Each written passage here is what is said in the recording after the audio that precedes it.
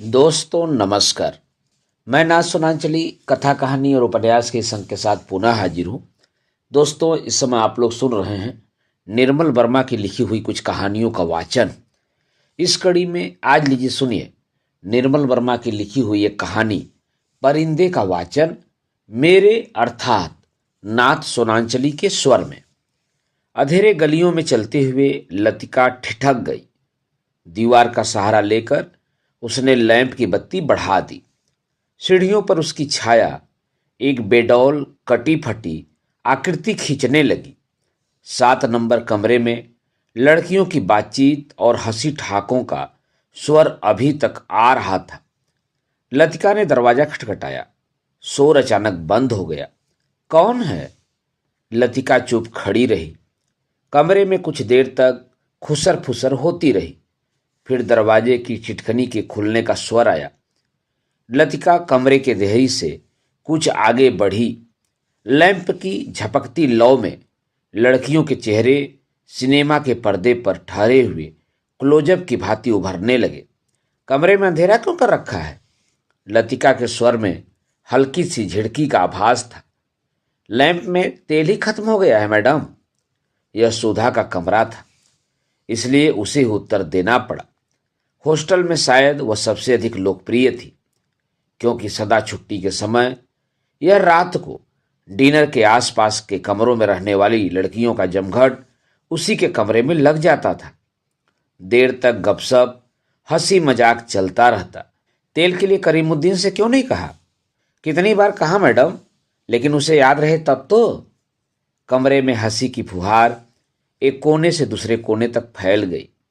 लतिका के कमरे में आने से अनुशासन की जो घुटन घिर आई थी वह अचानक बह गई। करीमुद्दीन हॉस्टल का नौकर था। उसके आलस और काम में टाल मटोल करने के किस्से हॉस्टल की लड़कियों में पीढ़ी दर पीढ़ी चले आते थे। लतिका को हठात कुछ स्मरण हो आया। अंधेरे में लैंप घुमाते हुए चारों ओर निगाहें दौड़ाई। कमरे में चारों ओर घेरा बनाकर वे बैठी थी, पास पास एक दूसरे से सटकर। सबके चेहरे परिचित थे, किंतु लैंप के पीले मध्यम प्रकाश में मानो कुछ बदल गया था, या जैसे वह उन्हें पहली बार देख रही थी। जूली, अब तक तुम इस ब्लॉक में क्या कर रही हो? जूली खिड़की के पास पलंग के सिरहाने बैठी थी। उसने चुपचाप आंखें नीची कर ली। लैंप का प्रकाश चारों ओर से सिमट कर अब केवल उसके चेहरे पर गिर रहा था। नाइट रजिस्टर पर दस्तखत कर दिए? हाँ मैडम। फिर? लतिका का स्वर कड़ा हो आया। जूली सकुचाकर खिड़की से बाहर देखने लगी। जब से लतिका इस स्कूल में आई है उसने अनुभव किया है कि हॉस्टल के इस नियम का पालन डांट फटकार के बावजूद नहीं होता। मैडम, कल से छुट्टियां शुरू हो जाएंगी, इसलिए आज रात हम सब ने मिलकर। और सुधा पूरी बात न कहकर हेमंती की ओर देखते हुए मुस्कुराने लगी। हेमंती के गाने का प्रोग्राम है, आप भी कुछ देर बैठिए ना। ललिता को उलझन मालूम हुई। इस समय यहां आकर उसने इनके मजे को किरकिरा कर दिया। इस छोटे से हिल स्टेशन पर रहते उसे खासा अरसा हो गया, लेकिन कब समय पतझड़ और गर्मियों का घेरा पार कर सर्दी की छुट्टियों की गोद में सिमट जाता है उसे कभी याद नहीं रहता। चोरों की तरह चुपचाप वह देहरी से बाहर हो गई। उसके चेहरे का तनाव ढीला पड़ गया। वह मुस्कुराने लगी। मेरे संग स्नोफॉल देखने कोई नहीं ठहरेगा? मैडम, छुट्टियों में क्या आप घर नहीं जा रही हैं? सब लड़कियों की आंखें उस पर जम गईं। अभी कुछ पक्का नहीं है। I love the snowfall. Latika को लगा कि यही बात उसने पिछले साल भी कही थी, और शायद पिछले से पिछले साल भी। उसे लगा मानो लड़कियां उसे संदेह की दृष्टि से देख रही हैं, मानो उन्होंने उसकी बात पर विश्वास नहीं किया। उसका सिर चकराने लगा, मानो बादलों का स्याह झुरमुट किसी अनजाने कोने से उठकर उसे अपने में डुबा लेगा। वह थोड़ा सा हंसी, फिर धीरे से उसने सर को झटक दिया। जूली, तुमसे कुछ काम है। अपने ब्लॉक में जाने से पहले मुझे मिल लेना। Well, good night. लतिका ने अपने पीछे दरवाजा बंद कर लिया। Good night madam, good night, good night. गलियारे की सीढ़ियां न उतरकर लतिका रेलिंग के सहारे खड़ी हो गई। लैंप की बत्ती को नीचे घुमाकर कोने में रख दिया। बाहर धुंध की नीली तहें बहुत घनी हो चली थी। लान पर लगे हुए चीड़ के पत्तों की सरसराहट हवा के झोंकों के संग कभी तेज कभी धीमी होकर भीतर बह आती थी। हवा में सर्दी का हल्का सा आभास पाकर लतिका के दिमाग में कल से शुरू होने वाली छुट्टियों का ध्यान भटक आया। उसने आंखें मूंद ली। उसे लगा कि जैसे उसकी टांगें बाज की लड़कियों की तरह उसके शरीर से बंधी हैं, जिसकी गांठें धीरे धीरे खुलती जा रही है। सिर की चकराहट अभी मिटी नहीं थी, मगर अब जैसे वह भीतर न होकर बाहर फैली हुई धुंध का हिस्सा बन गई थी। सीढ़ियों पर बातचीत का स्वर सुनकर लतिका जैसे सोते से जागी, साल को कंधों पर समेटा और लैंप उठा लिया। डॉक्टर मुखर्जी मिस्टर ह्यूबर्ट के संग एक अंग्रेजी धुन गुनगुनाते हुए ऊपर आ रहे थे। सीढ़ियों पर अंधेरा था और ह्यूबर्ट को बार बार अपनी छड़ी से रास्ता टटोलना पड़ता था। लतिका ने 2-4 सीढ़ियां उतरकर लैंप को नीचे झुका दिया। Good evening doctor. Good evening mister Hubert. Thank you miss Latika. Hubert के स्वर में कृतज्ञता का भाव था। सीढ़ियां चढ़ने से उनकी सांस तेज हो रही थी और वह दीवार पर लगे हुए हाँफ रहे थे। लैंप की रोशनी में उनके चेहरे का पीलापन कुछ तांबे के रंग जैसा हो गया था। यहां अकेली क्या कर रही हो मिस लतिका? डॉक्टर ने होठों के भीतर से सीटी बजाई। चेकिंग करके लौट रही थी। आज इस वक्त ऊपर कैसे आना हुआ मिस्टर ह्यूबर्ट? ह्यूबर्ट ने मुस्कुराकर अपनी छड़ी डॉक्टर के कंधों से छुला दी। इनसे पूछो, यही मुझे जबरदस्ती घसीट लाए हैं। मिस लतिका, हम आपको निमंत्रण देने आ रहे थे। आज मेरे कमरे में एक छोटा सा कंसर्ट होगा जिसमें मिस्टर ह्यूबर्ट सोपा और चायुस्की के कंपोजिशन बजाएंगे और फिर क्रीम कॉफी पी जाएगी। और उसके बाद अगर समय रहा तो पिछले साल हमने जो गुनाह किए हैं उन्हें हम सब मिलकर कॉन्फेस करेंगे। डॉक्टर मुखर्जी के चेहरे पर भारी मुस्कान खेल गई। डॉक्टर, मुझे माफ करें, मेरी तबीयत कुछ ठीक नहीं है। चलिए, यह ठीक रहा, फिर तो आप वैसे भी मेरे पास आती। डॉक्टर ने धीरे से लतिका के कंधों को पकड़कर अपने कमरे की तरफ मोड़ दिया। डॉक्टर मुखर्जी का कमरा ब्लॉक के दूसरे सिरे पर छत से जुड़ा हुआ था। वह आधे बर्मी थे, जिसके चिन्ह उनकी थोड़ी दबी हुई नाक और छोटी छोटी चंचल आंखों से स्पष्ट थे। बर्मा पर जापानियों का आक्रमण होने के बाद वह इस छोटे से पहाड़ी शहर में आ बसे थे। प्राइवेट प्रैक्टिस के अलावा वह कॉन्वेंट स्कूल में हाइजीन फिजियोलॉजी भी पढ़ाया करते थे और इसलिए उनको स्कूल के हॉस्टल में ही एक कमरा रहने के लिए दे दिया गया था।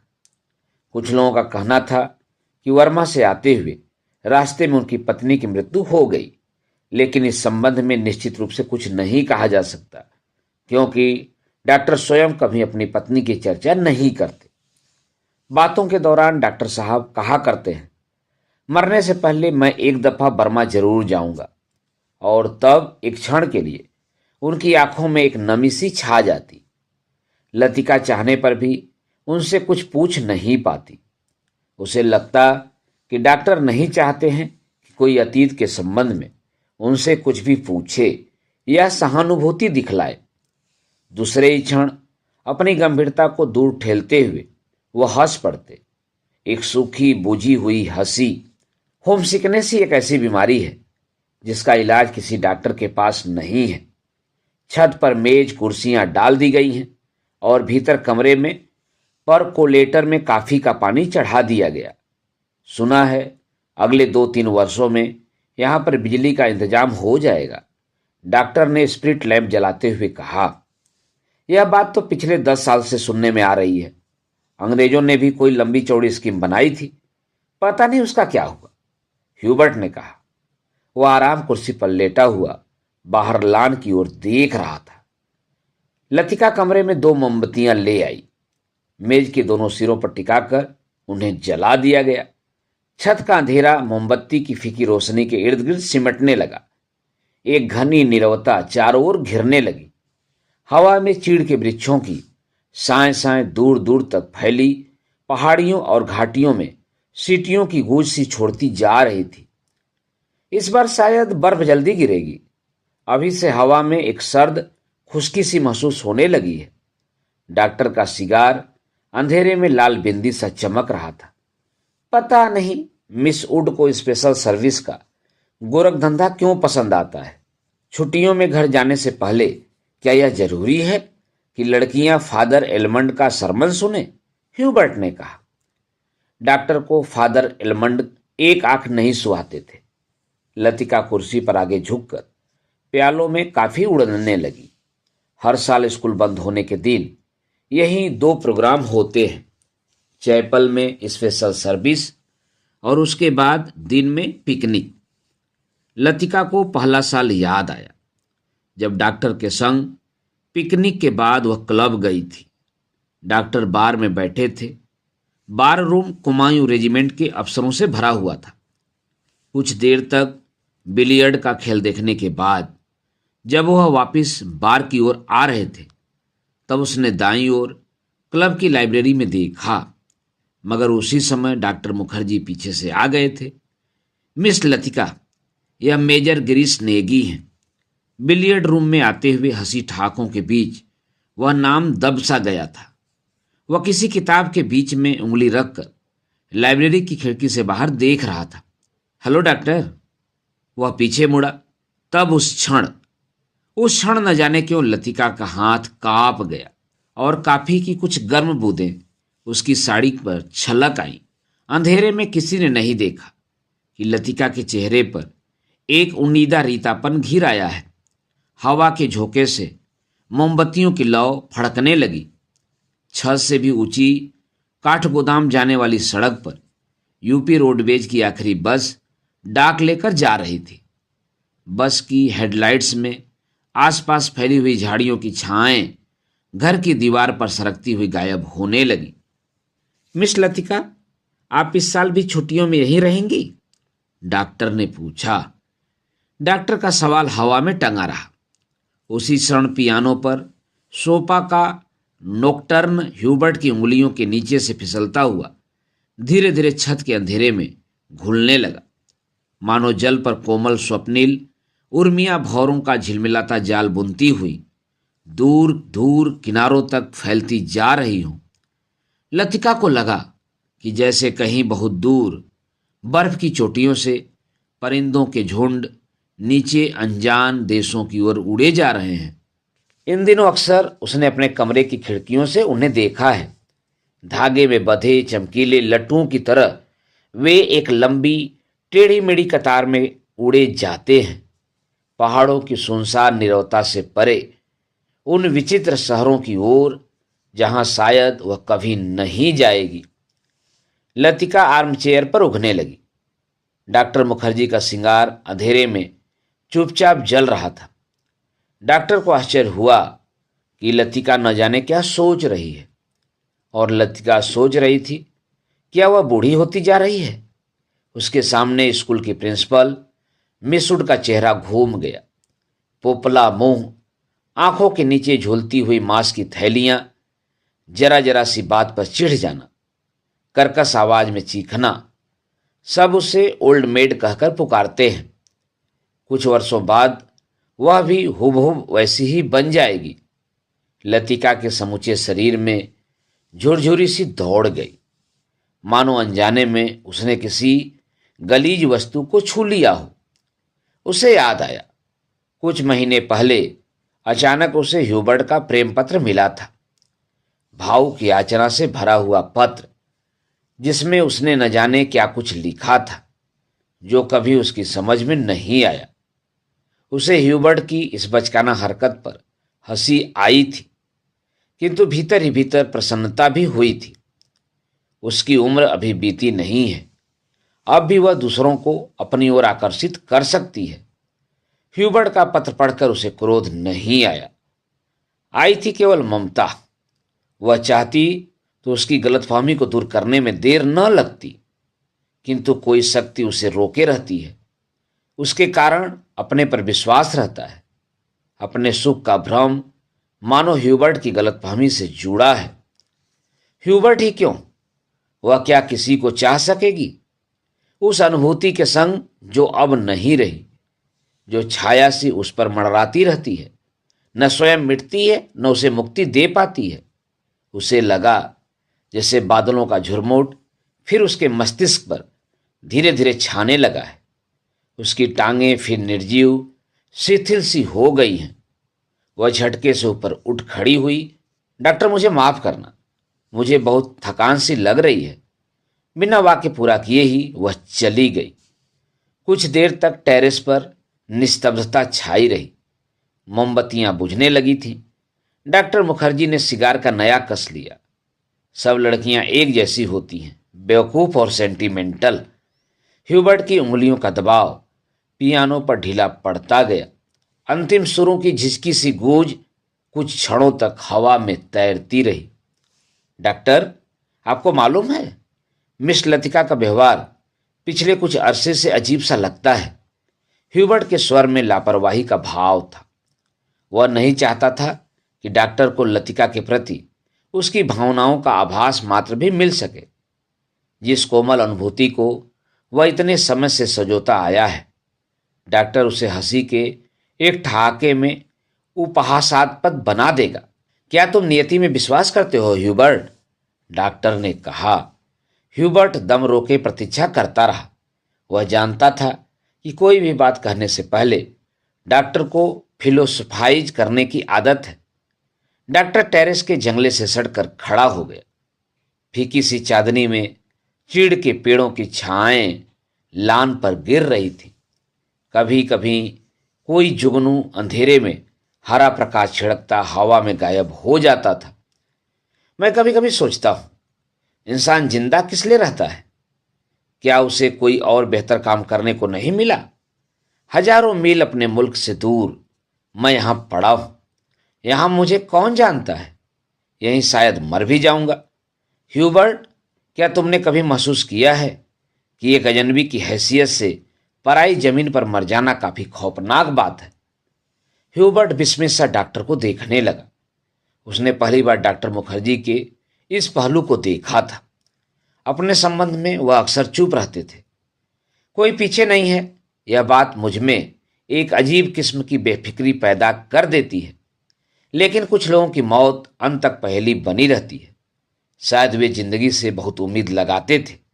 उसे ट्रेजिक भी नहीं कहा जा सकता, क्योंकि आखिरी दम तक उन्हें मरने का एहसास नहीं होता।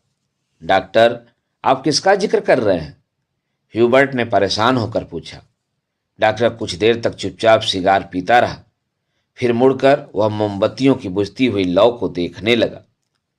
तुम्हें मालूम है, किसी समय लतिका बिला नागा क्लब जाया करती थी। ग्रीस नेगी से उसका परिचय वही हुआ था। कश्मीर जाने से एक रात पहले उसने मुझे सब कुछ बता दिया था। मैं अब तक लतिका से उस मुलाकात के बारे में कुछ नहीं कह सका हूं, किंतु उस रात कौन जानता था कि वह वापस नहीं लौटेगा। और अब क्या फर्क पड़ता है? Let the dead die. Doctor की सुखी सर्द हंसी में खोखली सी शून्यता भरी थी। कौन गिरीश नेगी? कुमाऊं रेजिमेंट में कैप्टन था। डॉक्टर, क्या लतिका? ह्यूबर्ट से आगे कुछ नहीं कहा गया। उसे याद आया वह पत्र जो उसने लतिका को भेजा था। उपहासास्पद, जैसे उसका एक एक शब्द उसके दिल को कचोट रहा हो। उसने धीरे से पियानो पर सिर टिका लिया। लतिका ने उसे क्यों नहीं बताया? क्या वह इसके योग्य भी नहीं था? लतिका, वह तो बच्ची है, पागल। मरने वाले के संग खुद थोड़े ही मरा जाता है। कुछ देर चुप रहकर डॉक्टर ने अपने प्रश्नों को फिर दोहराया। लेकिन ह्यूबर्ट, क्या तुम नियति पर विश्वास करते हो? हवा के हल्के झोंके से मोमबत्तियां एक बार प्रज्वलित होकर बूझ गईं। टेरेस पर ह्यूबर्ट और डॉक्टर अंधेरे में एक दूसरे का चेहरा नहीं देख पा रहे थे। फिर भी वे एक दूसरे की ओर देख रहे थे। कॉन्वेंट स्कूल से कुछ दूर मैदानों में बहते पहाड़ी नाले का स्वर आ रहा था। अब बहुत देर बाद कुमाऊं रेजिमेंट सेंटर का बिगुल सुनाई दिया तो ह्यूबर्ट हड़बड़ा कर खड़ा हो गया। अच्छा, चलता हूं doctor, good night. Good night Hubert, मुझे माफ करना, मैं सिगार खत्म करके उठूंगा। सुबह बदली छाई थी। लतिका के खिड़की खोलते ही धुंध का गुब्बारा सा भीतर घुस आया, जैसे रात भर दीवार के सहारे सर्दी में ठिठुरता हुआ वह भीतर आने की प्रतीक्षा कर रहा हो। स्कूल से ऊपर चैपल जाने वाली सड़क बादलों में छिप गई थी। केवल चैपल का क्रॉस धुंध के पर्दे पर एक दूसरे को काटती हुई पेंसिल की रेखाओं सा दिखाई दे जाता था। लतिका ने खिड़की से आंखें हटाई तो देखा कि करीमुद्दीन चाय की ट्रे लिए खड़ा है। करीमुद्दीन मिलिट्री में अर्दली रह चुका था, इसलिए ट्रे मेज पर रखकर अटेंशन की मुद्रा में खड़ा हो गया। लतिका झटके से उठ बैठी। सुबह से आलस करके कितनी बार जागकर वह सो चुकी है। अपनी खिसियाहट मिटाने के लिए लतिका ने कहा, बड़ी सर्दी है आज, बिस्तर छोड़ने को जी नहीं चाहता। अजी मेम साहब, अभी क्या सर्दी आई है, बड़े दिनों में देखना कैसे दांत कटकटाते हैं। और करीमुद्दीन अपने हाथों को बंगलों में डालते हुए इस तरह सिकुड़ गया जैसे उन दिनों की कल्पना मात्र से उसे जाड़ा लगना शुरू हो गया हो। गंजे सिर पर दोनों तरफ के उसके बाल हिजाब लगाने से कत्थई रंग के भूरे हो गए थे। बात चाहे किसी विषय पर हो रही हो, वह हमेशा खिंचतान कर उसे ऐसे क्षेत्र में घसीट लाता था जहां वह बेझिझक अपने विचारों को प्रकट कर सके। एक दफा तो यहां लगातार इतनी बर्फ गिरी थी कि भुआली से लेकर डाक बंगले तक सारी सड़कें जाम हो गईं। इतनी बर्फ थी मेम साहब की पेड़ों की टहनियां तक सिकुड़कर तनों से चिपट गई थी, बिल्कुल ऐसे। और करीमुद्दीन नीचे झुककर मुर्गा सा बन गया। कब की बात है? लतिका ने पूछा। अब यह तो जोड़ हिसाब करके ही पता चलेगा मेम साहब, लेकिन इतना याद है कि उस वक्त अंग्रेज बहादुर यही थे। कैंटोनमेंट की इमारत पर कौमी झंडा नहीं लगा था। बड़े जबर थे ये अंग्रेज। 2 घंटों में ही सारी सड़कें साफ करवा दी। उन दिनों एक सीटी बजाते ही 50 घोड़े वाले जमा हो जाते थे।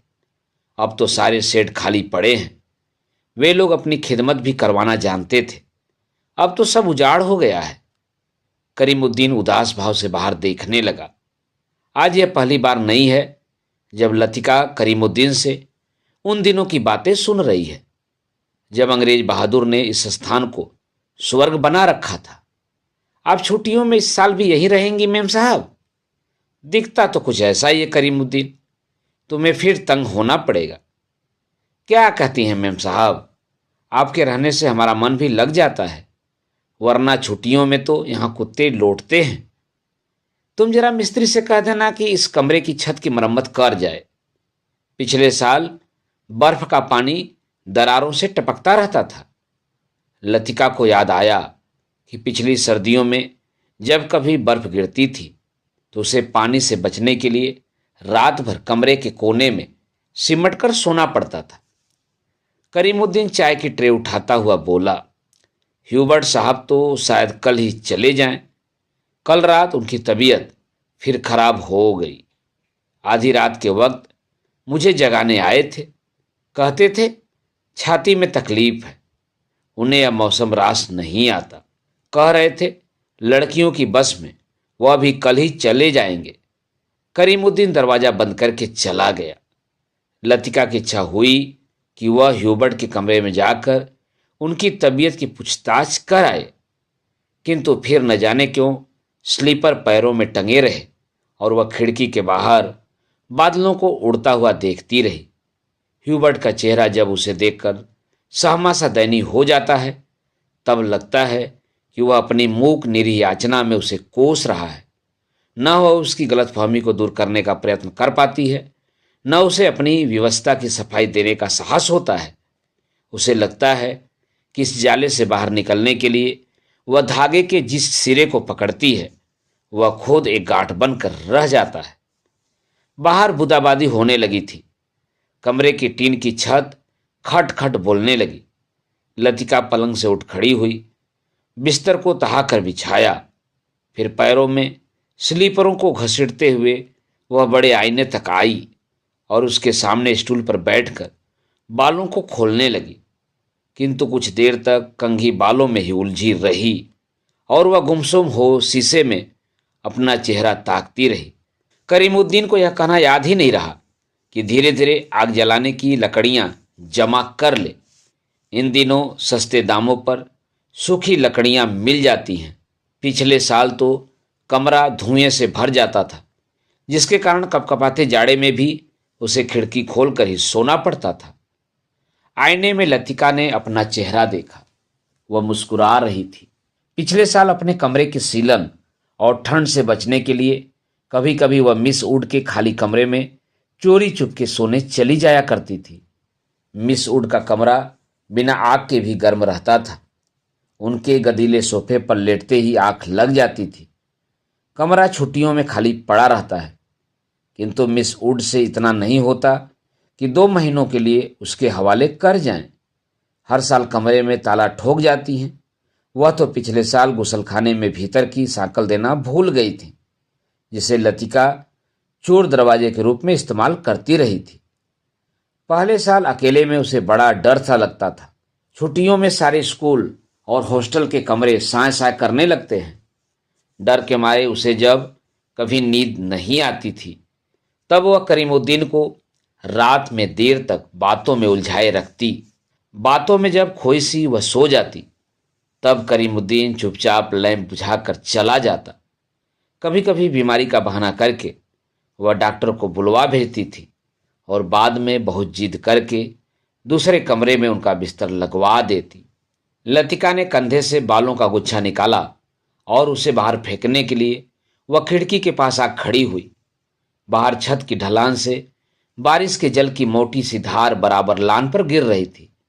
मेघाच्छन्न आकाश में सरकते हुए बादलों के पीछे पहाड़ियों के झुंड कभी उभर आते थे, कभी छिप जाते थे, मानो चलती हुई ट्रेन से कोई उन्हें देख रहा हो। लतिका ने खिड़की से सिर बाहर निकाल लिया। हवा के झोंके से उसकी आंखें झिप गईं। उसे जितने काम याद आते थे, उतना ही आलस्य घना होता जाता है। बस की सीटें रिजर्व करवाने के लिए चपरासी को रुपए देने हैं। जो सामान हॉस्टल की लड़कियां पीछे छोड़े जा रही हैं, उन्हें गोदाम में रखवाना होगा। कभी कभी तो छोटी क्लास की लड़कियों के साथ पैकिंग करवाने के काम में भी उसे हाथ बटाना पड़ता था। वह इन कामों से उबती नहीं। धीरे धीरे सब निपटते जाते हैं। कोई गलती इधर उधर रह जाती है, सो बाद में सुधर जाती है। हर काम में किचकिच रहती है, परेशानी और दिक्कत होती है, किंतु देर सवेर इससे छुटकारा मिल ही जाता है।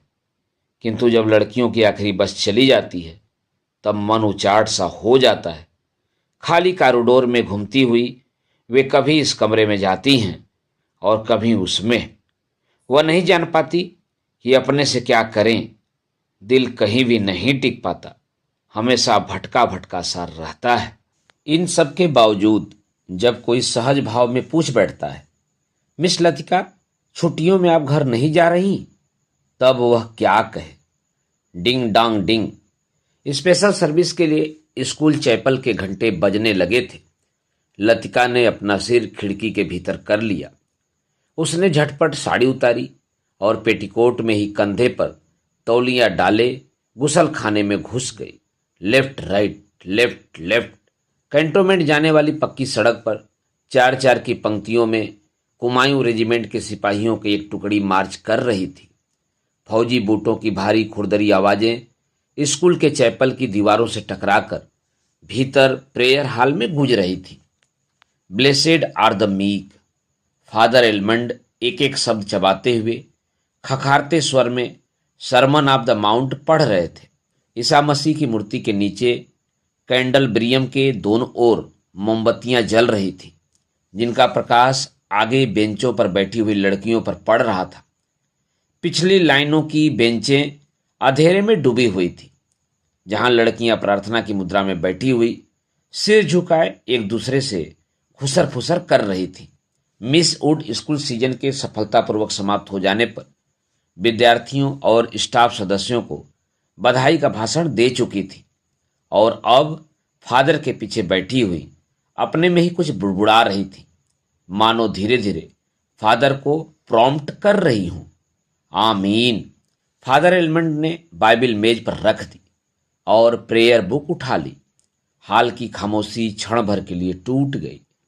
लड़कियों ने खड़े होते हुए जानबूझकर बेंचों को पीछे धकेला। बेंचें फर्श पर रगड़ खाकर सीटी बजाती हुई पीछे खिसक गईं। हाल के कोने में हंसी फूट पड़ी। मिस वुड का चेहरा तन गया, माथे पर भ्रुकुटियां चढ़ गईं।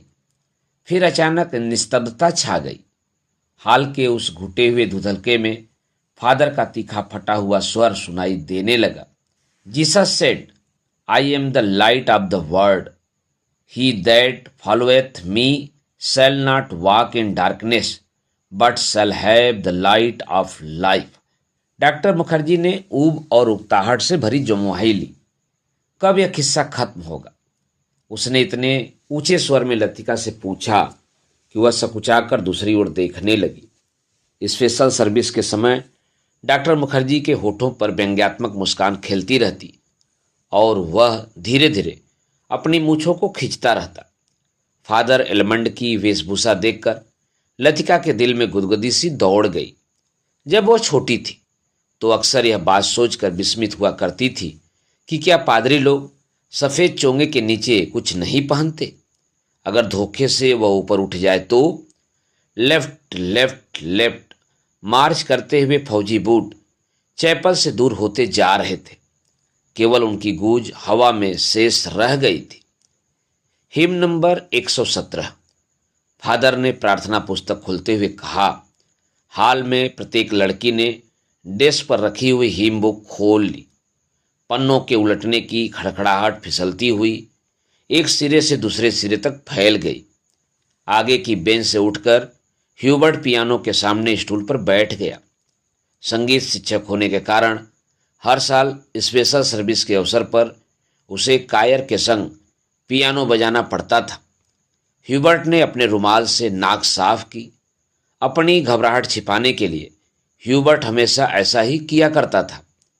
कनखियों से हाल की ओर देखते हुए अपने कांपते हाथों से हिम बुक खोली। Lead kindly light. पियानो के सुर दबे झिझकते से मिलने लगे। घने बालों से ढकी ह्यूबर्ट की लंबी पीली अंगुलियां खुलने सिमटने लगी। कायर में गाने वाली लड़कियों के स्वर एक दूसरे से गुथकर कोमल स्निग्ध लहरों में बीध गए। लतिका को लगा उसका जूड़ा ढीला पड़ गया है, मानो गर्दन के नीचे झूल रहा है। मिस वुड की आंख बचा लतिका ने चुपचाप बालों में लगे क्लिपों को कसकर खींच लिया। बड़ा झक्की आदमी है। सुबह मैंने ह्यूबर्ट को यहाँ आने से मना किया था, फिर भी चला आया, डॉक्टर ने कहा। लतिका को करीमुद्दीन की बात याद हो गई। रात भर ह्यूबर्ट को खांसी का दौरा पड़ा था। कल जाने के लिए कह रहे थे। लतिका ने सिर टेढ़ा करके ह्यूबर्ट के चेहरे की एक झलक पाने की विफल चेष्टा की। इतने पीछे से कुछ भी देख पाना असंभव था। पियानो पर झुका हुआ केवल ह्यूबर्ट का सिर दिखाई देता था। Lead kindly light. संगीत के सुर मानो एक ऊंची पहाड़ी पर चढ़कर हाँफती हुई सांसों को आकाश की अबाध शून्यता में बिखेरते हुए नीचे उतर रहे थे। बारिश की मुलायम धूप चैपल के लंबे चौकोर शीशों पर झिलमिला रही है, जिसकी एक महीन चमकीली रेखा ईसा मसीह की प्रतिमा पर तिरछी होकर गिर रही है। मोमबत्तियों का धुआं धूप में नीली सी लकीर खींचता हुआ हवा में तैरने लगा है। पियानो के क्षणिक पोज में लतिका को पत्तों का परिचित मरमर कहीं दूर अनजानी दिशा से आता हुआ सुनाई दे जाता है।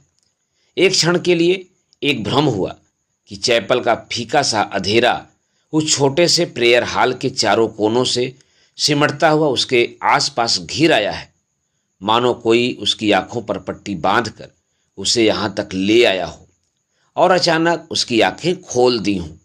उसे लगा कि जैसे मोमबत्तियों के धूमिल आलोक में कुछ भी ठोस वास्तविक न रहा हो। चैपल की छत, दीवारें, डेस्क पर रखा हुआ डॉक्टर का सुघड़ सुडौल हाथ और पियानो के सुर अतीत की धुंध को भेदते हुए स्वयं उस धुंध का भाग बनते जा रहे हों।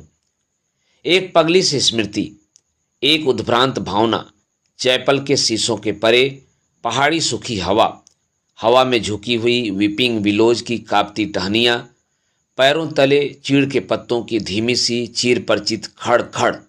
वहीं पर गिरीश एक हाथ में मिलिट्री का खाकी हैट लिए खड़ा है, चौड़े उठे हुए सबल कंधे।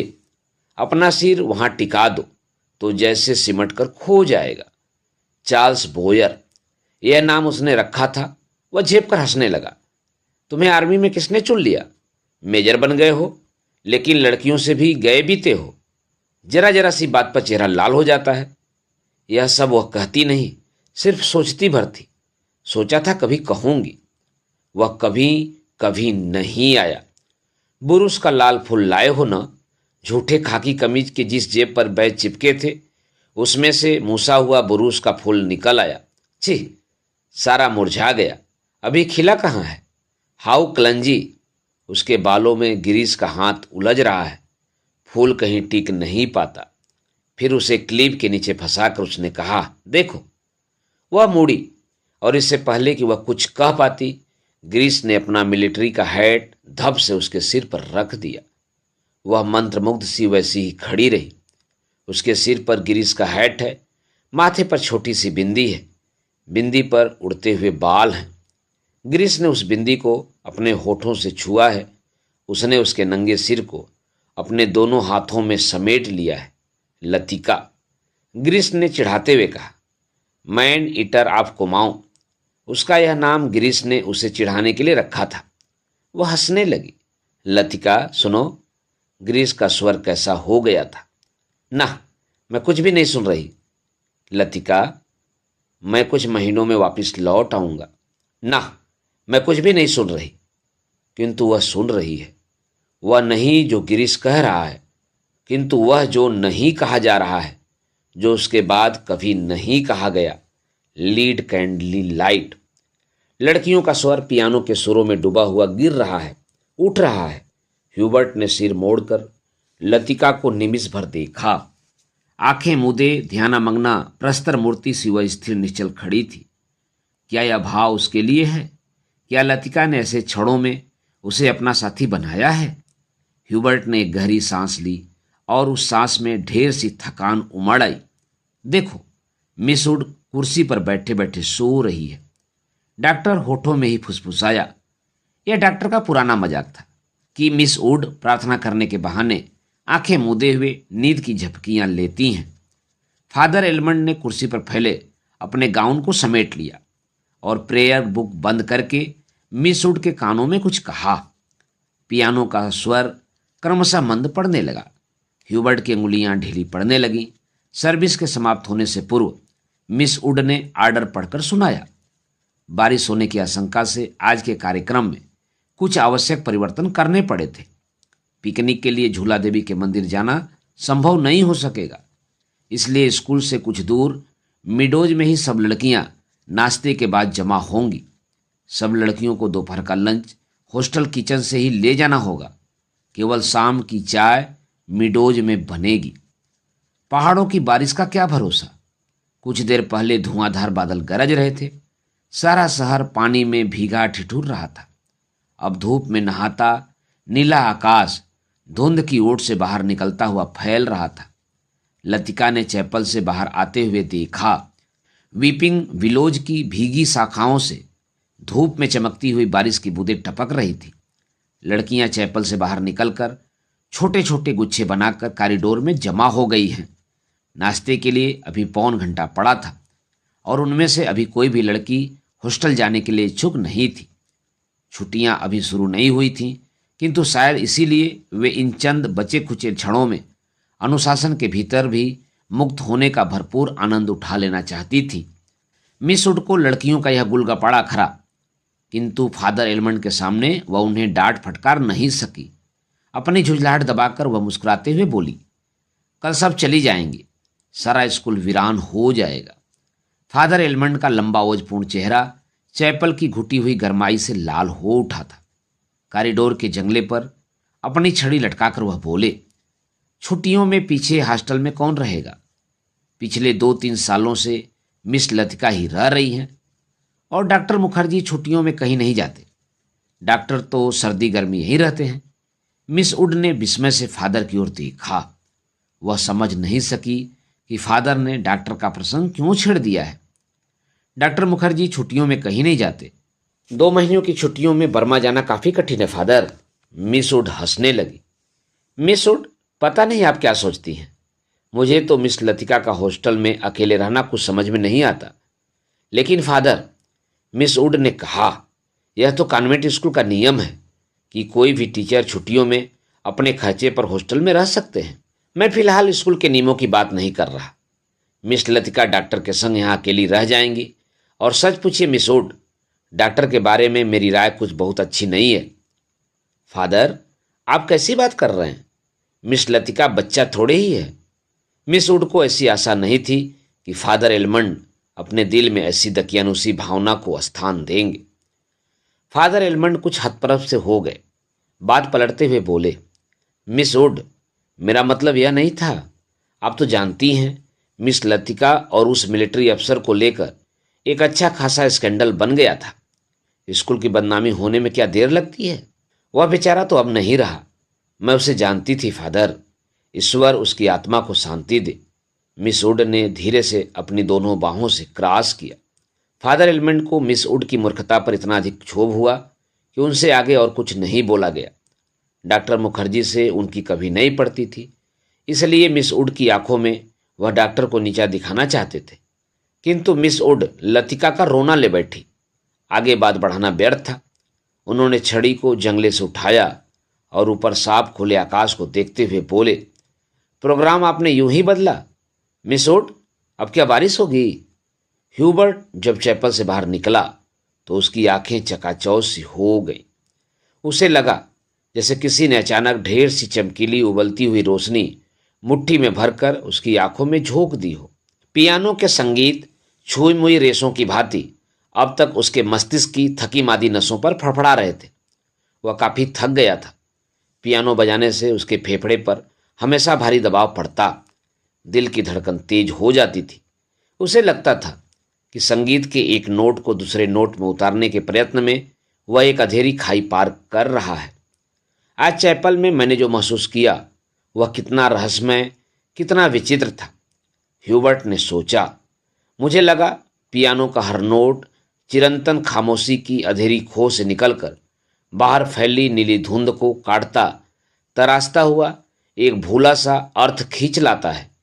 गिरता हुआ हर पोज एक छोटी सी मौत है, मानो घने छायादार वृक्षों की कांपती छायाओं में कोई पगडंडी गुम हो गई हो। एक छोटी सी मौत जो आने वाली सुरों को अपनी बची खुची गूंजों की सांसें समर्पित कर जाती है, जो मर जाती है किंतु मिट नहीं पाती। मिटती नहीं, इसलिए मरकर भी जीवित है, दूसरे सुरों में लय हो जाती है। डॉक्टर, क्या मृत्यु ऐसे ही आती है? अगर मैं डॉक्टर से पूछूं तो हंसकर टाल देगा। मुझे लगता है वह पिछले कुछ दिनों से कोई बात छिपा रहा है। उसकी हंसी में जो सहानुभूति का भाव होता है वह मुझे अच्छा नहीं लगता। आज उसने मुझे स्पेशल सर्विस में आने से रोका था। कारण पूछने पर वह चुप रहा था। कौन सी ऐसी बात है जिससे मुझसे कहने में डॉक्टर कतराता है? शायद मैं शक की मिजाज होता जा रहा हूं और बात कुछ भी नहीं है। ह्यूबर्ट ने देखा, लड़कियों की कतार स्कूल से हॉस्टल जाने वाली सड़क पर नीचे उतरती जा रही है। उजली धूप में उनके रंग बिरंगे रिबन, हल्की आसमानी रंग की फ्राकें और सफ़ेद पेटियां चमक रही हैं। सीनियर कैम्ब्रिज की कुछ लड़कियों ने चैपल की वाटिका के गुलाब के फूलों को तोड़कर अपने बालों में लगा लिया है। कैंटोनमेंट के 3-4 सिपाही लड़कियों को देखते हुए अश्लील मजाक करते हुए हंस रहे हैं और कभी कभी किसी लड़की की ओर जरा झुक कर सीटी बजाने लगते हैं। Hello mister Hubert. ह्यूबर्ट ने चौंक कर पीछे देखा। लतिका एक मोटा सा रजिस्टर बगल में दबाए खड़ी थी। आप यही हैं? ह्यूबर्ट की दृष्टि लतिका पर टिकी रही। वह क्रीम रंग की पूरी बाहों की ऊनी जैकेट पहने हुई थी। कुमायूनी लड़कियों की तरह लतिका का चेहरा गोल था। धूप की तपन से पका हुआ गेहुआ रंग कहीं कहीं हल्का सा गुलाबी हो आया था, मानो बहुत धोने पर भी गुलाब के कुछ धब्बे इधर उधर बिखरे रह गए हों। उन लड़कियों के नाम नोट करने थे जो कल जा रही हैं। सो पीछे रुकना पड़ा। आप भी तो कल जा रहे हैं मिस्टर ह्यूबर्ट? अभी तक तो यही इरादा है, यहाँ रुक कर भी क्या करूँगा। आप स्कूल की ओर जा रही हैं, चलिए। पक्की सड़क पर लड़कियों की भीड़ जमा थी, इसलिए वे दोनों पोलो ग्राउंड का चक्कर काटती हुई पगडंडी से नीचे उतरने लगे। हवा तेज हो चली। चीड़ के पत्ते हर झोंके के संग टूट टूट कर पगडंडी पर ढेर लगाए जाते थे। ह्यूबर्ट रास्ता बनाने के लिए अपनी छड़ी से उन्हें बुहार कर दोनों ओर बिखेर देता था। लतिका पीछे खड़ी हुई देखती रहती थी। अल्मोड़ा की ओर से आते हुए छोटे छोटे बादल रेशमी रुमालों से उड़ते हुए सूरज के मुख पर लिपटे से जाते थे, फिर हवा में बह निकलते थे। इस खेल में धूप कभी मंद फीकी सी पड़ जाती थी, कभी अपना उजला आंचल खोलकर समूचे शहर को अपने में समेट लेती थी। लतिका तनिक आगे निकल गई। ह्यूबर्ट की सांस चढ़ गई थी और वह धीरे धीरे हाँफता हुआ पीछे से आ रहा था। जब वे पोलो ग्राउंड के पवेलियन को छोड़कर सिमिट्री के दाईं ओर मुड़े तो लतिका ह्यूबर्ट की प्रतीक्षा करने के लिए खड़ी हो गई। उसे याद आया, छुट्टियों के दिनों में जब कभी कमरे में अकेले बैठे बैठे उसका मन ऊब जाता था तो वह अक्सर टहलते हुए सिमिट्री तक चली जाती थी। उसे सटी पहाड़ी पर चढ़कर वह बर्फ में ढके देवदार वृक्षों को देखा करती थी, जिनकी झुकी हुई शाखों से रुई के गोलों सी बर्फ नीचे गिरा करती थी। नीचे बाजार जाने वाली सड़क पर बच्चे स्लेज पर फिसला करते थे। वह खड़ी खड़ी बर्फ में छिपी हुई उस सड़क का अनुमान लगाया करती थी जो फादर एलमंड के घर से गुजरती हुई मिलिट्री अस्पताल और डॉक्टर से होकर चर्च की सीढ़ियों तक जाकर गुम हो जाती थी। जो मनोरंजन एक दुर्गम पहेली को सुलझाने में होता है, वही लतिका को बर्फ में खोए रास्तों को खोज निकालने में होता था। आप बहुत तेज चलती हैं मिस लतिका। थकान से ह्यूबर्ट का चेहरा कुम्हला गया था। माथे पर पसीने की बूंदें छलक आई थी। कल रात आपकी तबीयत क्या कुछ खराब हो गई थी? आपने कैसे जाना? क्या मैं अस्वस्थ दिख रहा हूं? ह्यूबर्ट के स्वर में हल्की सी खीज का आभास था। सब लोग मेरी सेहत को लेकर क्यों बात शुरू करते हैं? उसने सोचा। नहीं, मुझे तो पता भी नहीं चलता। वह तो सुबह करीमुद्दीन ने बातों ही बातों में जिक्र छेड़ दिया था। लतिका कुछ अप्रतिभ सी हो आई। कोई खास बात नहीं, वही पुराना दर्द शुरू हो गया था। अब बिल्कुल ठीक है। अपने कथन की पुष्टि के लिए ह्यूबर्ट छाती सीधी करके तेज कदम बढ़ाने लगा। डॉक्टर मुखर्जी को दिखलाया था? वह सुबह आए थे। उनकी बात कुछ समझ में नहीं आती। हमेशा दो बातें एक दूसरे से उल्टी कहते हैं। कहते थे कि इस बार मुझे 6-7 महीने की छुट्टी लेकर आराम करनी चाहिए, लेकिन अगर मैं ठीक हूं तो भला इसकी क्या जरूरत है? ह्यूबर्ट के स्वर में व्यथा की छाया लतिका से छिपी न रह सकी।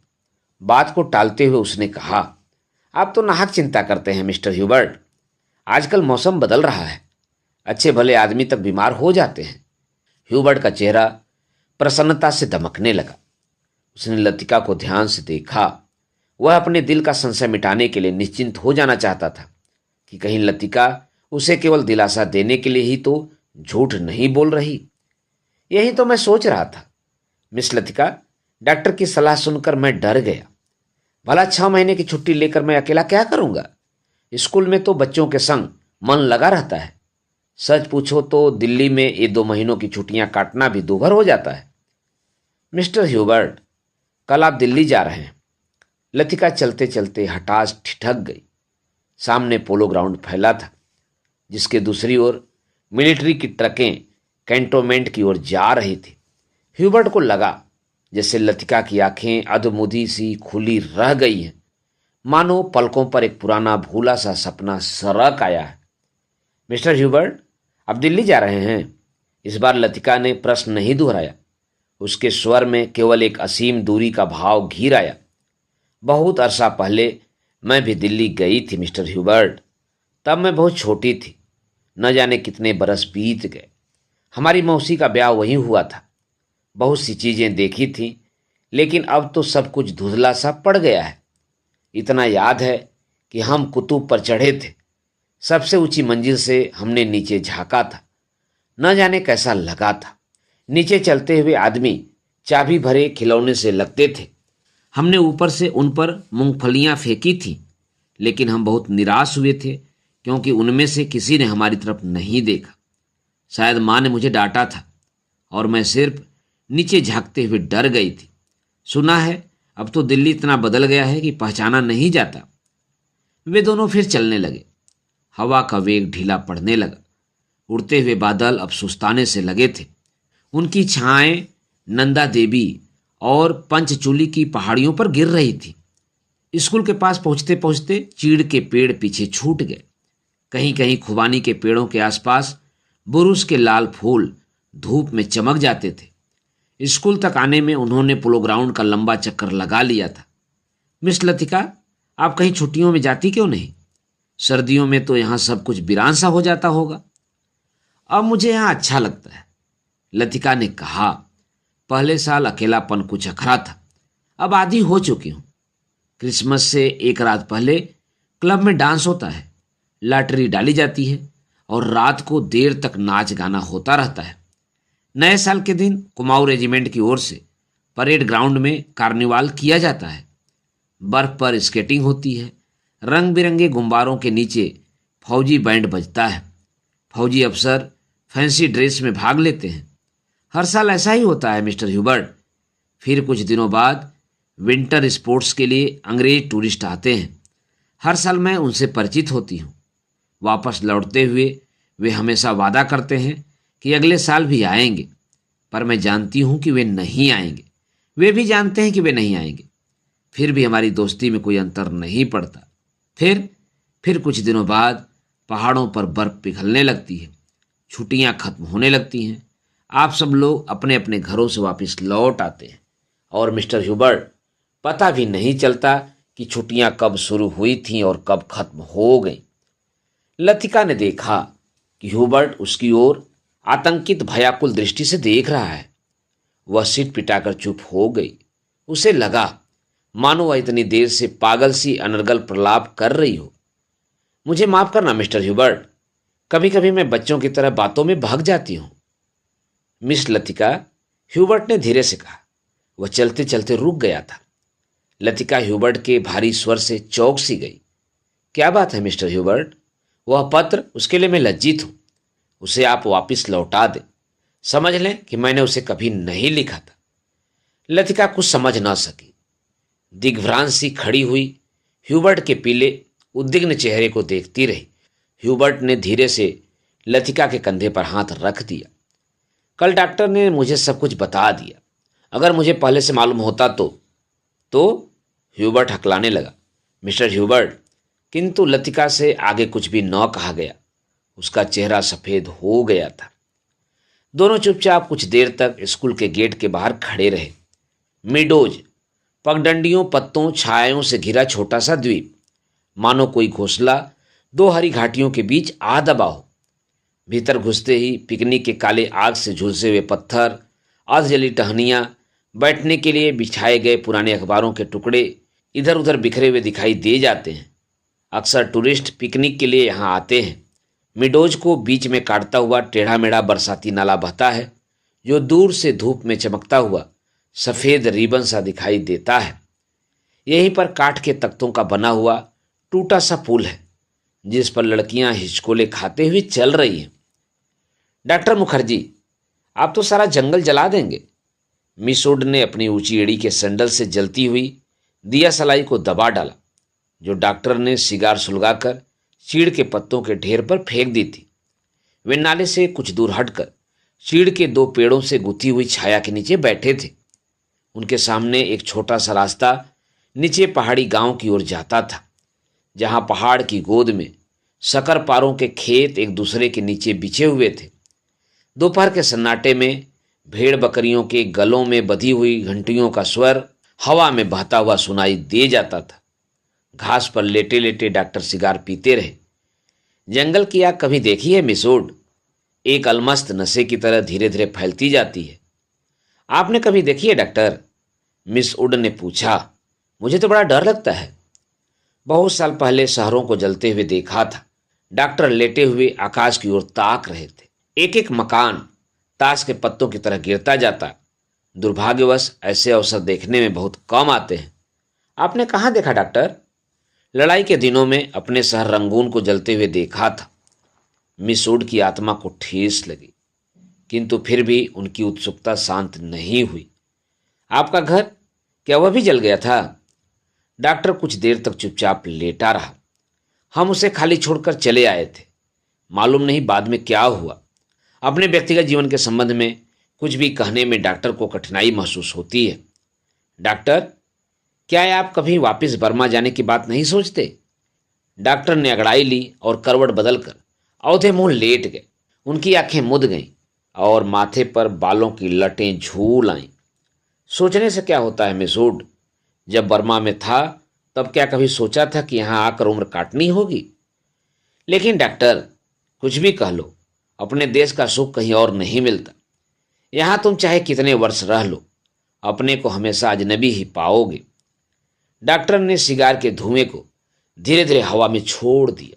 दरअसल अजनबी तो मैं वहां भी समझा जाऊंगा मिस वुड।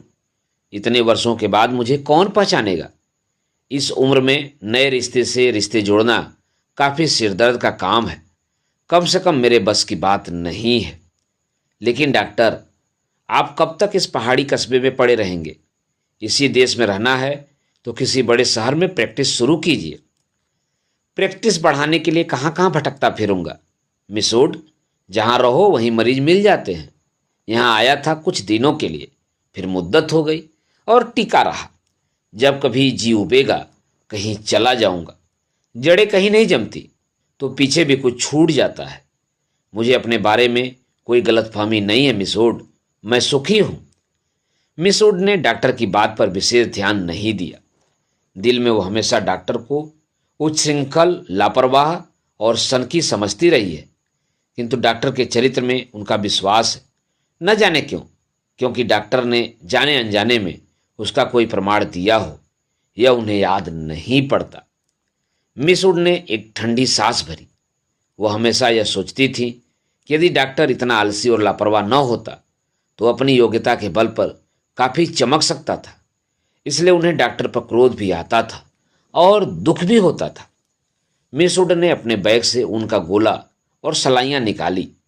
फिर उसके नीचे से अखबार में लिपटा हुआ चौड़ा कॉफी का डिब्बा उठाया, जिसमें अंडों की सैंडविचें और हैमबर्गर दबे थे। थर्मस के प्यालों में कॉफी उड़लते हुए मिस वुड ने कहा, डॉक्टर, काफी ठंडी हो रही है। डॉक्टर लेटे लेटे बुड़बुड़ाया। मिस वुड ने नीचे झुककर देखा। वह कोहनी पर सिर टिकाए सो रहा था। ऊपर का होठ जरा सा फैलकर मुड़ गया था, मानो किसी से मजाक करने से पहले मुस्कुरा रहा हो। उसकी अंगुलियों में दबा हुआ सिगार नीचे झुका हुआ लटक रहा था। मेरी मेरी व्हाट डू यू वांट? दूसरे स्टैंडर्ड में पढ़ने वाली मेरी ने अपनी चंचल चपल आंखें ऊपर उठाई। लड़कियों का दायरा उसे घेरे हुए कभी पास आता था, कभी दूर खींचता चला जाता था। I want blue.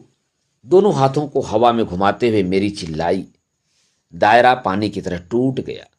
सब लड़कियां एक दूसरे पर गिरती पड़ती किसी नीली वस्तु को छूने के लिए भाग दौड़ करने लगी। लंच समाप्त हो चुका था। लड़कियों के छोटे छोटे दल मिडोज में बिखर गए थे। ऊंची क्लास की कुछ लड़कियां चाय का पानी गर्म करने के लिए पेड़ों पर चढ़कर सूखी टहनियां तोड़ रही थी। दोपहर की उस घड़ी में मिडोज अलसाया उगता सा जान पड़ता था। हवा का कोई भूला भटका झोंका, चीड़ के पत्ते खड़खड़ा उड़ते थे। कभी कोई पक्षी अपनी सुस्ती मिटाने झाड़ियों से उड़कर नाले के किनारे बैठ जाता था, पानी में सिर डुबोता था, फिर उड़कर हवा में दो चार निरुद्देश चक्कर काटकर दोबारा झाड़ियों में दुबक जाता था। किंतु जंगल की खामोशी शायद कभी चुप नहीं रहती। गहरी नींद में डूबी सपनों सी कुछ आवाजें नीरवता के हल्के झीने पर्दे पर सलवटे बिछा जाती हैं। मूक लहरों सी हवा में तैरती हैं, मानो कोई दबे पांव झाँक कर अदृश्य संकेत कर जाता है, देखो मैं यहाँ हूँ। लतिका ने जूली के बाव हेयर को सहलाते हुए कहा, तुम्हें कल रात बुलाया था? मैडम, मैं गई थी, अब अपने कमरे में नहीं थी। लतिका को याद आया कि वह रात डॉक्टर के कमरे में टेरेस पर देर तक बैठी रही थी और भीतर ह्यूबर्ट पियानो पर सोपा का नॉकटर्न बजा रहा था। जूली, तुमसे कुछ पूछना था। उसे लगा वह जूली की आंखों से अपने को बचा रही है। जूली ने अपना चेहरा ऊपर उठाया। उसकी भूरी आंखों से कौतूहल झांक रहा था। तुम ऑफिसर्स मेस में किसी को जानती हो? जूली ने अनिश्चय भाव से सिर हिलाया। लतिका कुछ देर तक जूली को अपलक घूरती रही। जूली, मुझे विश्वास है तुम झूठ नहीं बोलोगी। कुछ क्षण पहले जूली की आंखों में जो कौतूहल था वह भय में परिणित होने लगा। लतिका ने अपनी जैकेट की जेब से एक नीला लिफाफा निकालकर जूली की गोद में फेंक दिया। यह किसकी चिट्ठी है? जूली ने लिफाफा उठाने के लिए हाथ बढ़ाया, किंतु फिर एक क्षण के लिए उसका हाथ कांप कर ठिठक गया। लिफाफे पर उसका नाम और हॉस्टल का पता लिखा था। थैंक यू मैडम, मेरे भाई का पत्र है, वह झांसी में रहते हैं। जूली ने घबराहट में लिफाफे को अपने स्कर्ट की तहों में छिपा लिया। जूली, जरा मुझे लिफाफा दिखलाओ। लतिका का स्वर तीखा कर्कश सा हो आया। जूली ने अनमने भाव से लतिका को पत्र दे दिया। तुम्हारे भाई झांसी में रहते हैं? जूली इस बार कुछ नहीं बोली। उसकी उद्भ्रांत उखड़ी सी आंखें लतिका को देखती रहीं। यह क्या है? जूली का चेहरा सफेद फक पड़ गया। लिफाफे पर कुमाऊं रेजिमेंटल सेंटर की मुहर उसकी ओर घूर रही थी। कौन है यह? लतिका ने पूछा।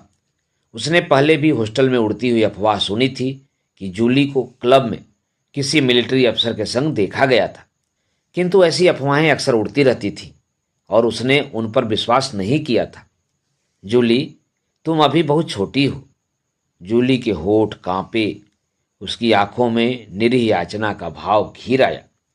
अच्छा, अभी जाओ, तुमसे छुट्टियों के बाद बातें करूंगी। जूली ने ललचाई दृष्टि से लिफाफे को देखा। कुछ बोलने को उद्यत हुई, फिर बिना कुछ कहे चुपचाप वापस लौट गई। लतिका देर तक जूली को देखती रही, जब तक वह आंखों से ओझल नहीं हो गई। क्या मैं किसी खुसट बुढ़िया से कम हूं? अपने अभाव का बदला क्या मैं दूसरों से ले रही हूं? शायद, कौन जाने, शायद जूली का यह प्रथम परिचय हो उस अनुभूति से जिसे कोई भी लड़की बड़े चाव से संजोकर संभाल कर अपने में छिपाए रखती है। एक अनिवर्चनीय सुख जो पीड़ा लिए है, पीड़ा और सुख को डुबोती हुई उमड़ते ज्वर की खुमारी जो दोनों को अपने में समो लेती है। एक दर्द जो आनंद से उपजा है और पीड़ा देता है। यही इसी देवदार के नीचे उसे भी यही लगा था। जब गिरीश ने पूछा था, तुम चुप क्यों हो? वह आंखें मूंदे सोच रही थी। सोच कहाँ रही थी, जी रही थी। उस क्षण को जो भय और विस्मय के बीच भींचा था, बहका सा पागल क्षण। वह अभी पीछे मुड़ेगी तो गिरीश की नर्वस मुस्कुराहट दिखाई दिए जाएगी। उस दिन से आज दोपहर तक का अतीत एक दुस्वप्न की मानिंद टूट जाएगा।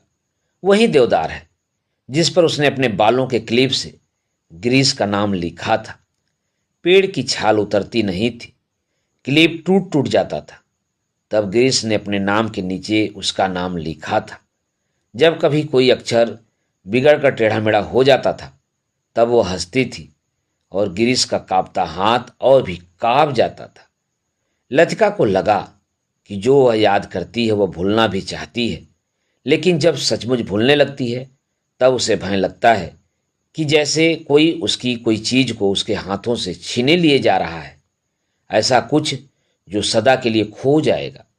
बचपन में जब कभी वह अपने किसी खिलौने को खो देती थी तो वह गुमसुम सी होकर सोचा करती थी, कहाँ रख दिया मैंने। जब बहुत दौड़ धूप करने पर खिलौना मिल जाता तो वह बहाना करती कि अभी उसे खोज ही रही है, कि वह अभी मिला नहीं है। जिस स्थान पर खिलौना रखा होता जानबूझकर उसे छोड़कर घर के दूसरे कोने में उसे खोजने का उपक्रम करती, तब खोई हुई चीज याद रहती, इसलिए भूलने का भय नहीं रहता था। आज वह उस बचपन के खेल का बहाना क्यों नहीं कर पाती? बहाना शायद करती है, उसे याद करने का बहाना जो भूलता जा रहा है। दिन महीने बीत जाते हैं और वह उलझी रहती है। अनजाने में गिरीश का चेहरा धुंधला पड़ता जाता है। याद वह करती है, किंतु जैसे किसी पुरानी तस्वीर के धूल भरे शीशे को साफ कर रही हो। अब वैसा दर्द नहीं होता, सिर्फ उसको याद करती है जो पहले कभी होता था। तब उसे अपने पर ग्लानि होती है। वह फिर जानबूझकर उस घाव को कुरेदती है जो भरता जा रहा है, खुद ब खुद उसकी कोशिशों के बावजूद भरता जा रहा है। देवदार पर खुदे हुए अधमिटे नाम लतिका की ओर निस्तब्ध निरीभाव से निहार रहे थे। मिडोज के घने सन्नाटे में नाले पार से खेलती हुई लड़कियों की आवाजें गूंज जाती थी। What do you want, what do you want. तितलियां झिंगुर जिगनू जुगनू। मिडोज पर उतरती हुई सांझ की छायों में पता नहीं चलता कौन आवाज किसकी है। दोपहर के समय जिन आवाजों को अलग अलग पहचाना जा सकता था, अब वे एक स्वरता की अविरल धारा में घुल गई थी। घास से अपने पैरों को पोंछता हुआ कोई रेंग रहा है। झाड़ियों के झुरमुट से परों को फड़फड़ाता हुआ झपट कर कोई ऊपर से उड़ जाता है, किंतु ऊपर देखो तो कहीं कुछ भी नहीं है। मिडोज के झरने का गड़गड़ाता स्वर जैसे अंधेरी सुरंग के झपाटे से ट्रेन गुजर गई हो और देर तक उसमें सीटियों और पहियों की चित्कार गूंजती रही हो। पिकनिक कुछ देर तक और चलती, किंतु बादलों की तहें एक दूसरे पर चढ़ती जा रही थी। पिकनिक का सामान बटोरा जाने लगा। मिडोज के चारों ओर बिखरी हुई लड़कियां मिस उड के इर्द गिर्द जमा होने लगी। अपने संग वे अजीबोगरीब चीजें बटोर लाई थी। कोई किसी पक्षी के टूटे पंख को बालों में लगाए हुए थी, किसी ने पेड़ की टहनी को चाकू से छीलकर छोटी सी बेत बना ली थी। ऊंची क्लास की कुछ लड़कियों ने अपने अपने रुमालों में नाले से पकड़ी हुई छोटी छोटी बलिष्ठ भर की मछलियों को दबा रखा था, जिन्हें मिस उड से छिपकर वे एक दूसरे को दिखा रही थी। मिस उड लड़कियों की टोली के संग आगे निकल गई। मिडोज से पक्की सड़क तक 3-4 फरलांग की चढ़ाई थी। लतिका हाँफने लगी। डॉक्टर मुखर्जी सबसे पीछे आ रहे थे। लतिका के पास पहुंचकर वह ठिठक गए। डॉक्टर ने दोनों घुटनों को जमीन पर टेकते हुए सिर झुकाकर एलिजाबेथ यूगीन अंग्रेजी में कहा, मैडम आप इतनी परेशान क्यों नजर आ रही हैं? और डॉक्टर की नाटकी मुद्रा को देखकर लतिका के होठों पर एक थकी सी ढीली ढीली मुस्कुराहट बिखर गई। प्यास के मारे गला सूख रहा है और यह चढ़ाई है कि खत्म होने में नहीं आती। डॉक्टर ने अपने कंधे पर लटकते हुए थर्मस को उतारकर लतिका के हाथों में देते हुए कहा, थोड़ी सी काफी बची है, शायद कुछ मदद कर सके।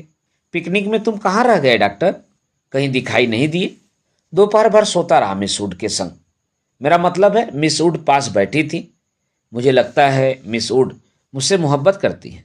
कोई भी मजाक करते समय डॉक्टर अपनी मूंछों के कोनों को चबाने लगता है। क्या कहती थी? लतिका ने थर्मस से काफी को मुंह में उड़ेल लिया। शायद कुछ कहती, लेकिन बदकिस्मती से बीच में ही मुझे नींद आ गई। मेरी जिंदगी के कुछ खूबसूरत प्रेम प्रसंग कमबख्त इस नींद के कारण अधूरे रह गए हैं। और इस दौरान जब दोनों बातें कर रहे थे, उनके पीछे मिडोज और बोटर रोड के संग चढ़ती हुई चीड़ और बाज के वृक्षों की कतारें साज के घिरते अंधेरे में डूबने लगी। मानो प्रार्थना करते हुए उन्होंने चुपचाप अपने सिर नीचे झुका लिए हो। इन्हीं पेड़ों के ऊपर बादलों में गिरजे का क्रास कहीं उलझा पड़ा था। उसके नीचे पहाड़ों की ढलान पर बिछे हुए खेत भागती हुई गिलहरियों से लग रहे थे, जो मानो किसी की टोह में स्तब्ध ठिठक गई हों। डॉक्टर, मिस्टर ह्यूबर्ट पिकनिक पर नहीं आए। डॉक्टर मुखर्जी टार्च जलाकर लतिका के आगे आगे चल रहे थे। मैंने उन्हें मना कर दिया था। किस लिए? अंधेरे में पैरों के नीचे दबे हुए पत्तों की चरमराहट के अतिरिक्त कुछ सुनाई नहीं देता था। डॉक्टर मुखर्जी ने धीरे से खांसा। पिछले कुछ दिनों से मुझे संदेह होता जा रहा है कि ह्यूबर्ट की छाती का दर्द शायद मामूली दर्द नहीं है। डॉक्टर थोड़ा सा हंसा, जैसे उसे अपनी यह गंभीरता अरुचिकर लग रही हो। डॉक्टर ने प्रतीक्षा की, शायद लतिका कुछ कहेगी, किंतु लतिका चुपचाप उसके पीछे चल रही थी। यह मेरा महज शक है, शायद मैं बिल्कुल गलत हूं, किंतु यह बेहतर होगा कि वह अपने एक फेफड़े का एक्सरे करा ले। इससे कम से कम कोई भ्रम तो नहीं रहेगा। आपने मिस्टर ह्यूबर्ट से इसके बारे में कुछ कहा है? अभी तक कुछ नहीं कहा। ह्यूबर्ट जरा सी बात पर चिंतित हो उठता है, इसलिए कभी साहस नहीं हो पाता। डॉक्टर को लगा उसके पीछे आते हुए लतिका के पैरों का स्वर सहसा बंद हो गया है। उन्होंने पीछे मुड़कर देखा। लतिका बीच सड़क पर अंधेरे में छाया से चुपचाप निश्चल खड़ी है। डॉक्टर, लतिका का स्वर भर्राया हुआ था। क्या बात है मिस लतिका, आप रुक क्यों गई? डॉक्टर, क्या मिस्टर ह्यूबर्ट? डॉक्टर ने अपनी टार्च की मध्यम रोशनी लतिका पर उठा दी। उसने देखा लतिका का चेहरा एकदम पीला पड़ गया है और वह रह रहकर पत्ते सी कांप जाती है। मिस लतिका, क्या बात है? आप तो बहुत डरी सी जान पड़ती हैं। कुछ नहीं डॉक्टर, मुझे मुझे कुछ याद आ गया था। वे दोनों फिर चलने लगे। कुछ दूर जाने पर उनकी आंखें ऊपर उठ गईं। पक्षियों का एक बेड़ा धूमिल आकाश में त्रिकोण बनाता हुआ पहाड़ों के पीछे से उनकी ओर आ रहा था। लतिका और डॉक्टर सिर उठाकर इन पक्षियों को देखते रहे। लतिका को याद आया, हर साल सर्दी की छुट्टियों से पहले ये परिंदे मैदानों की ओर उड़ते हैं। कुछ दिनों के लिए बीच के इस पहाड़ी स्टेशन पर बसेरा करते हैं, प्रतीक्षा करते हैं बर्फ के दिनों की, जब वे पीछे अजनबी अनजाने देशों में उड़ जाएंगे। क्या वे सब भी प्रतीक्षा कर रहे हैं? वह डॉक्टर मुखर्जी, मिस्टर ह्यूबर्ट, लेकिन कहाँ के लिए? हम कहाँ जाएंगे? किंतु उसका कोई उत्तर नहीं मिला। उस अंधेरे में मिडोज के झरने के भुतैले स्वर और चीड़ के पत्तों की ससराहट के अतिरिक्त कुछ सुनाई नहीं देता था। लतिका हड़बड़ाकर चौंक गई। अपनी छड़ी पर झुका हुआ डॉक्टर धीरे धीरे सीटी बजा रहा था। मिस लतिका, जल्दी कीजिए, बारिश शुरू होने वाली है। हॉस्टल पहुंचते पहुंचते बिजली चमकने लगी थी, किंतु उस रात बारिश देर तक नहीं हुई। बादल बरसने भी नहीं पाते थे कि हवा के थपेड़ों से धकेल दिए जाते थे। दूसरे दिन तड़के ही बस पकड़नी थी, इसलिए डिनर के बाद लड़कियां सोने के लिए अपने अपने कमरों में चली गई थी। जब लतिका अपने कमरे में गई तो उस समय कुमाऊं रेजिमेंट सेंटर का बिगुल बज रहा था। उसके कमरे में करीमुद्दीन कोई पहाड़ी धुन गुनगुनाता हुआ लैंप में गैस पंप कर रहा था। लतिका उन्हीं कपड़ों में तकिए को दोहरा करके लेट गई। करीमुद्दीन ने उड़ती हुई निगाह से लतिका को देखा, फिर अपने काम में जुट गया। पिकनिक कैसी रही मेम साहब? तुम क्यों नहीं आए? सब लड़कियां तुम्हें पूछ रही थीं। लतिका को लगा दिन भर की थकान धीरे धीरे उसके शरीर की पसलियों पर चिपटती जा रही है। यह अनायास उसकी आंखें नींद के बोझ से झपकने लगी। मैं चला आता तो ह्यूबर्ट साहब की तीमारदारी कौन करता? दिन भर उनके बिस्तर से सटा हुआ बैठा रहा और अब वह गायब हो गए हैं। करीमुद्दीन ने कंधे पर लटकते हुए मैले कुचले तौलियों को उतारा और लैंप के शीशों की गर्द पोंछने लगा। लतिका की अधमुखी आंखें खोल गईं। क्या ह्यूबर्ट साहब अपने कमरे में नहीं हैं? खुदा जाने इस हालत में कहाँ भटक रहे हैं। पानी गर्म करने कुछ देर के लिए बाहर गया था, वापिस आने पर देखता हूं कमरा खाली पड़ा है। करीमुद्दीन बड़बड़ाता हुआ बाहर चला गया। लतिका ने लेटे लेटे पलंग के नीचे चप्पलों को पैरों से उतार दिया। ह्यूबर्ट इतनी रात कहाँ गए? किंतु लतिका की आंखें फिर झपक गईं। दिन भर की थकान ने सब परेशानियों, प्रश्नों पर कुंजी लगा दी थी। मानो दिन भर आंख मिचौनी खेलते हुए उसने अपने कमरे में दया को छू लिया था। अब वह सुरक्षित थी। कमरे की चारदीवारी के भीतर उसे कोई नहीं पकड़ सकता। दिन के उजाले में वह गवाह थी, मुजरिम थी। हर चीज का उसे तकाजा था। अब इस अकेलेपन में कोई गिला नहीं, उलाहना नहीं। सब खिंचातानी खत्म हो गई है। जो अपना है वह बिल्कुल अपना सा हो गया है। जो अपना नहीं है उसका दुख नहीं, अपनाने की फुर्सत नहीं। लतिका ने दीवार की ओर मुंह घुमा लिया। लैंप के फीके आलोक में हवा में कांपते पर्दों की छाएं हिल रही थी। बिजली कड़कने से खिड़कियों के शीशे चमक चमक जाते थे। दरवाजे चटकने लगते थे, जैसे कोई बाहर से धीमे धीमे खटखटा रहा हो। कॉरिडोर से अपने अपने कमरों में जाती हुई लड़कियों की हंसी, बातों के कुछ शब्द, फिर सब कुछ शांत हो गया। किंतु फिर भी देर तक कच्ची नींद में वह लैंप का धीमा सा सीसी स्वर सुनती रही। कब वह स्वर भी मौन का भाग बनकर मुख हो गया उसे पता न चला।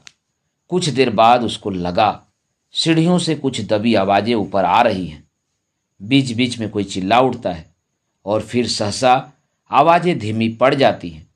मिस लतिका, जरा अपना लैंप ले आइए। कॉरिडोर के जीने से डॉक्टर मुखर्जी की आवाज आई थी। कॉरिडोर में अंधेरा था। वह 3-4 सीढ़ियां नीचे उतरी, लैंप नीचे किया। सीढ़ियों के सटे जंगले पर ह्यूबर्ट ने अपना सिर रख दिया था। उसकी एक बांह जंगले के नीचे लटक रही थी और दूसरी डॉक्टर के कंधे पर झूल रही थी, जिसे डॉक्टर ने अपने हाथों में जकड़ रखा था। मिस लतिका, लैंप जरा और नीचे झुका दीजिए। Hubert, Hubert. डॉक्टर ने ह्यूबर्ट को सहारा देकर ऊपर खींचा। ह्यूबर्ट ने अपना चेहरा ऊपर किया। विस्की की तेज बू का झोंका लतिका के सारे शरीर को झिझोड़ गया। ह्यूबर्ट की आंखों में सुर्ख डोरे खींच आए थे। कमीज का कॉलर उल्टा हो गया था और टाई की गांठ ढीली होकर नीचे खिसक आई थी। लतिका ने कांपते हाथों से लैंप सीढ़ियों पर रख दिया और आप दीवार के सहारे खड़ी हो गई। उसका सिर चकराने लगा था। In a back lane of the city there is a girl who loves me, Hubert हिचकियों के बीच गुनगुना उठता था। Hubert, please please. डॉक्टर ने ह्यूबर्ट के लड़खड़ाते शरीर को अपनी मजबूत गिरफ्त में ले लिया। मिस लतिका, आप लैंप लेकर आगे चलिए। लतिका ने लैंप उठाया। दीवार पर उन तीनों की छाएं डगमगाने लगी। In a back lane of the city there is a girl who loves me. Hubert doctor Mukherjee के कंधे पर सिर टिकाए अधेरी सीढ़ियों पर उल्टे सीधे पैर रखता चढ़ रहा था। डॉक्टर, हम कहाँ हैं? ह्यूबर्ट सहसा इतनी जोर से चिल्लाया कि उसकी लड़खड़ाती आवाज़ सुनसान अंधेरे में कॉरिडोर की छत से टकराकर देर तक हवा में गूंजती रही। ह्यूबर्ट। डॉक्टर को एकदम ह्यूबर्ट पर गुस्सा आ गया। फिर अपने गुस्से पर ही उसे खींच सी हो आई और वह ह्यूबर्ट की पीठ थपथपाने लगा। कुछ बात नहीं है ह्यूबर्ट, डियर, तुम सिर्फ थक गए हो। ह्यूबर्ट ने अपनी आंखें डॉक्टर पर गड़ा दी। उनमें एक भयभीत बच्चे की सी कातरता झलक रही थी, मानो डॉक्टर के चेहरे से वह किसी प्रश्न का उत्तर पा लेना चाहता हो।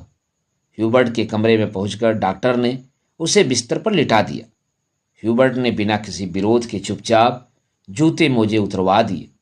जब डॉक्टर ह्यूबर्ट की टाई उतारने लगा तो ह्यूबर्ट अपनी कुहनी के सहारे उठा। कुछ देर तक डॉक्टर को आंखें फाड़ते हुए घूरता रहा, फिर धीरे से उसका हाथ पकड़ लिया। डॉक्टर, क्या मैं मर जाऊंगा? कैसी बात करते हो ह्यूबर्ट? डॉक्टर ने हाथ छुड़ाकर धीरे से ह्यूबर्ट का सिर तकिए पर टिका दिया। Good night Hubert. Good night doctor. Hubert ने करवट बदल ली। Good night mister Hubert. Latika का स्वर सिहर गया, किंतु ह्यूबर्ट ने कोई उत्तर नहीं दिया। करवट बदलते ही उसे नींद आ गई थी। कॉरिडोर में वापस आकर डॉक्टर मुखर्जी रेलिंग के सामने खड़े हो गए। हवा के तेज झोंकों से आकाश में फैले बादलों की परतें जब कभी इकट्ठी हो जाती, तब उनके पीछे से चांदनी बुझती हुई आग के धुएं सी आसपास की पहाड़ियों पर फैल जाती थी। आपको मिस्टर ह्यूबर्ट कहाँ मिले? लतिका कॉरिडोर के दूसरे कोने में रेलिंग पर झुकी हुई थी। क्लब के बार में उन्हें देखा था। मैं न पहुंचता तो न जाने कब तक बैठे रहते। डॉक्टर मुखर्जी ने सिगरेट जलाई। उन्हें अभी एक दो मरीजों के घर जाना था। कुछ देर तक उन्हें टाल देने के इरादे से वह कॉरिडोर में खड़े रहे। नीचे अपने क्वार्टर में बैठा हुआ करीमुद्दीन माउथ हार्गन पर कोई पुरानी फिल्मी धुन बजा रहा था। आज दिन भर बादल छाए रहे, लेकिन खुलकर बारिश नहीं हुई। क्रिसमस तक शायद मौसम ऐसा ही रहेगा। कुछ देर तक दोनों चुपचाप खड़े रहे। कॉन्वेंट स्कूल के बाहर फैले लॉन से झिंगुरों का अनवरत स्वर चारों ओर फैली निस्तब्धता को और भी अधिक घना बना रहा था। कभी कभी ऊपर मोटर रोड पर किसी कुत्ते की रिरियाहट सुनाई पड़ जाती थी। डॉक्टर, कल रात आपने मिस्टर ह्यूबर्ट से कुछ कहा था मेरे बारे में? वही जो सब लोग जानते हैं, और ह्यूबर्ट जिसे जानना चाहिए था नहीं जानता था। डॉक्टर ने लतिका की ओर देखा। वह जड़वत अविचलित रेलिंग पर झुकी हुई थी। वैसे हम सबकी अपनी अपनी जिद होती है, कोई छोड़ देता है, कोई आखिर तक उससे चिपका रहता है। डॉक्टर मुखर्जी अंधेरे में मुस्कुराए। उनकी मुस्कुराहट में सूखा सा विरक्ति का भाव भरा था। कभी कभी मैं सोचता हूँ मिस लतिका, किसी चीज को न जानना यदि गलत है तो जानबूझकर न भूल पाना, हमेशा जोक की तरह उसे चिपटे रहना, यह भी गलत है। बर्मा से आते हुए मेरी पत्नी की मृत्यु हुई थी। मुझे अपनी जिंदगी बेकार सी लगी थी। आज इस बात को अरसा गुजर गया और जैसा आप देखती हैं मैं जी रहा हूँ। उम्मीद है कि काफ़ी अरसा और जीऊँगा। जिंदगी काफ़ी दिलचस्प लगती है और यदि उम्र की मजबूरी न होती तो शायद मैं दूसरी शादी करने में भी न हिचकता। इसके बावजूद कौन कह सकता है मैं अपनी पत्नी से प्रेम नहीं करता था, आज भी करता हूं। लेकिन डॉक्टर, लतिका का गला रूंध आया था। क्या मिस लतिका? डॉक्टर, सब कुछ होने के बावजूद वह क्या चीज है जो हमें चलाए चलती है? हम रुकते हैं तो भी अपने रेले में वो हमें घसीट ले जाती है। लतिका को लगा कि वह जो कहना चाह रही है कह नहीं पा रही है, जैसे अंधेरे में कुछ खो गया है जो मिल नहीं पा रहा, शायद कभी नहीं मिल पाएगा। यह तो आपको फादर एलमंड ही बता सकेंगे मिस लतिका। डॉक्टर की खोखली हंसी में उनका पुराना सनकीपन उभर आया था। अच्छा, चलता हूं मिस लतिका, मुझे काफी देर हो गई है। डॉक्टर ने दिया सलाई जलाकर घड़ी को देखा। Good night miss Latika. Good night doctor. Doctor के जाने पर लतिका कुछ देर अंधेरे के रेलिंग से सटी खड़ी रही। हवा चलने से कॉरिडोर में जमा हुआ कोहरा सिहर उठता था। शाम को सामान बांधते हुए लड़कियों ने अपने अपने कमरे के सामने जो पुरानी कापियों, अखबारों और रद्दी के ढेर लगा दिए थे, वे सब अब अंधेरे कॉरिडोर में हवा के झोंकों से इधर उधर बिखरने लगे थे। लतिका ने लैंप उठाया और अपने कमरे की ओर जाने लगी। कॉरिडोर में चलते हुए उसने देखा, जूली के कमरे में प्रकाश की एक पतली रेखा दरवाजे के बाहर खींच आई है। लतिका को कुछ याद आया। वह कुछ क्षणों तक सांस रोके जूली के कमरे के बाहर खड़ी रही। कुछ देर बाद उसने दरवाजा खटखटाया। भीतर से कोई आवाज नहीं आई। लतिका ने दबे हाथों से हल्का सा धक्का दिया। दरवाजा खुल गया। जूली लैंप बुझाना भूल गई थी। लतिका धीरे धीरे दबे पांव जूली के पलंग के पास चली आई। जूली का सोता हुआ चेहरा लैंप के फीले आलोक में पीला सा दिख रहा था। लतिका ने अपनी जेब से वही नीला लिफाफा निकाला और उसे धीरे से जूली के तकिए के नीचे दबाकर रख दिया। दोस्तों, अभी आप सुन रहे थे निर्मल वर्मा की लिखी हुई एक कहानी परिंदे का वाचन मेरे अर्थात नाथ सोनांचली के स्वर में। दोस्तों, यह कहानी आपको कैसी लगी? अपनी प्रतिक्रिया कमेंट बॉक्स में अवश्य दीजिएगा। दोस्तों, यह कहानी थोड़ी बड़ी है, पर सुनिएगा पूरी कहानी, तभी यह कहानी आपको समझ में आएगी। दोस्तों, निर्मल वर्मा की लिखी हुई कुछ और कहानियों के साथ उपस्थित होता हूं। तब तक के लिए नमस्कार, धन्यवाद।